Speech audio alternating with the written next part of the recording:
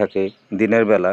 কিছু পোকা আছে যে পোকাটা আমাদের রাতের বেলা অক্টোবর থেকে ফেব্রুয়ারি মাসের মধ্যেই রোপণকৃত চারার ক্ষতি করে থাকে। মাটির ফাটালে বা ঢেলের আড়ালে তারা লুকিয়ে থাকে। সকলকে শুভেচ্ছা জানাই। আমরা সাধারণত জানি আমাদের পোকামাকড় ফসলের ক্ষতি করে থাকে দিনের বেলা, কিন্তু এমন কিছু পোকা আছে যে পোকাটা আমাদের রাতের বেলা ক্ষতি করে, দিনের বেলা দেখা যায় না। গাছে মরিচ গাছে, টমেটো গাছে, মিষ্টি কুমড়া, চাল কুমড়া ইত্যাদি গাছগুলোতে তারা ক্ষতি সাধিত করে থাকে। এই পোকাটা সাধারণত রাতের বেলায় আমাদের আক্রমণ করে, ফসলের ক্ষতি করে। এই পোকাটার নাম হলো কাটুই পোকা। এই পোকার ক্রীড়া আমাদেরকে ক্ষতি সাধিত করে।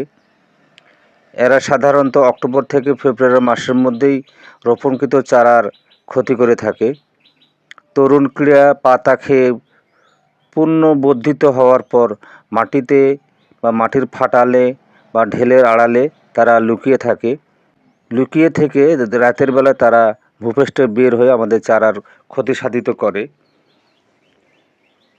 এই পোকার জীবন বৃত্তান্ত হলো পূর্ণাঙ্গ স্ত্রী মথ আমাদের ফসলের ক্ষতি করে থাকে এবং তারা মাটির নিচে বা মাটির গাদার মধ্যে তারা ডিম পাড়ে।